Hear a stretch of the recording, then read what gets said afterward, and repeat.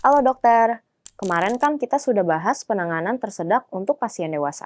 Di video kali ini, kita bahas untuk pasien anak.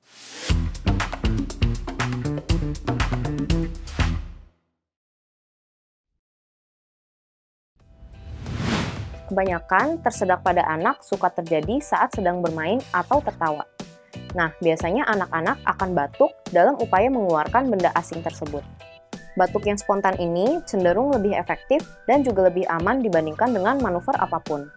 Nah, tapi kalau dengan cara batuk tidak berhasil, kita harus berikan pertolongan dengan cepat dan tepat.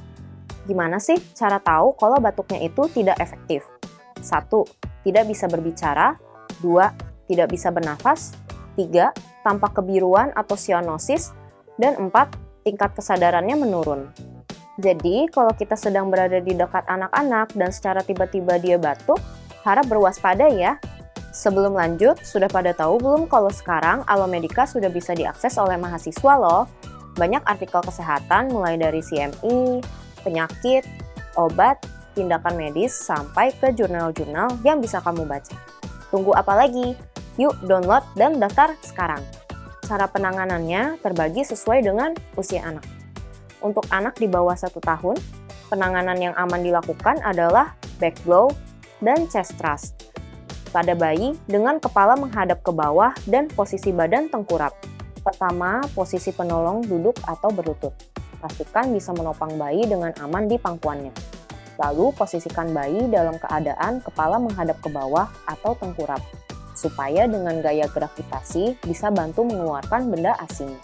Sanggah kepala bayi dengan meletakkan ibu jari di sudut rahang bawah dan 1 atau 2 jari dari tangan yang sama di sudut rahang bawah yang lainnya. Poin penting, jangan menekan jaringan lunak di bawah rahang bayi ya, karena bisa memperburuk obstruksi jalan napas. Next, lakukan sampai 5 kali back blow yang keras dengan pangkal tangan yang satunya di tengah punggung di antara tulang belikat atau skapula. Kalau setelah melakukan back blow tetapi benda asing masih belum berhasil dikeluarkan dan bayi masih sadar, segera lakukan chest thrust. Caranya, posisikan bayi terlentang, lalu sanggah punggung bayi dengan lengan dan menopang ubun-ubun dengan tangan. Topang bayi dengan lengan dan letakkan di paha supaya posisi stabil. Lalu dengan menggunakan 2 jari tangan satunya, lakukan kompresi dada di tengah-tengah tulang dada atau kira-kira selebar 1 jari di atas processus xiphoideus. Lalu berikan sampai 5 kali hentakan, jadi mirip dengan kompresi dada, tapi dengan jarak yang lebih lambat, supaya bisa memberikan peluang untuk mengeluarkan benda asing di setiap kali chest thrust. Selanjutnya, untuk anak-anak usia di atas 1 tahun, kita bisa berikan pertolongan dengan back blow dan abdominal thrust. Namun, perlu diingat kembali, pertolongan ini hanya diberikan jika batuk yang dilakukan anak tidak efektif mengeluarkan benda asing, dan anak masih dalam keadaan sadar. Dengan posisi berdiri, posisikan kepala anak menghadap ke bawah dan condong ke depan. Untuk anak yang lebih kecil, bisa dipangku oleh penolong seperti menolong bayi tadi.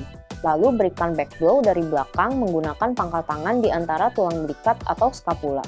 Nah, kalau sudah memberikan back blow, masih belum bisa mengeluarkan benda asing dan kondisi anak masih sadar, lakukan abdominal thrust. Caranya dengan posisi anak berdiri dan penolong berlutut di belakang anak, kepalkan 1 tangan dan letakkan di antara umbilikus dan processus xiphoideus. Lalu pegang kepalan tangan dengan tangan yang satunya dan tarik ke dalam dan ke atas dengan kuat. Lakukan sebanyak 5 kali abdominal thrust. Sip! Itu tadi cara memberikan pertolongan pertama pada anak yang tersedak. Kalau dengan cara-cara tadi masih belum berhasil, maka untuk kondisi gawat darurat atau mengancam nyawa, bisa dilakukan krikotiroidotomi atau tracheostomi tergantung usia anak. Tapi kalau kondisinya tidak gawat darurat, bisa dirujuk ke fasilitas yang bisa melakukan tindakan bronkoskopi. Terkait topik ini, dokter bisa baca di artikel Alomedica melalui link pada description box di bawah ya. Jangan lupa untuk like dan share video ini ke teman-teman sejawat lainnya. Subscribe juga ke channel Alomedica dan nyalain lonceng notifikasinya supaya selalu update sama video-video Alomedica selanjutnya. Jadi dokter andal dalam genggaman, salam Alomedica.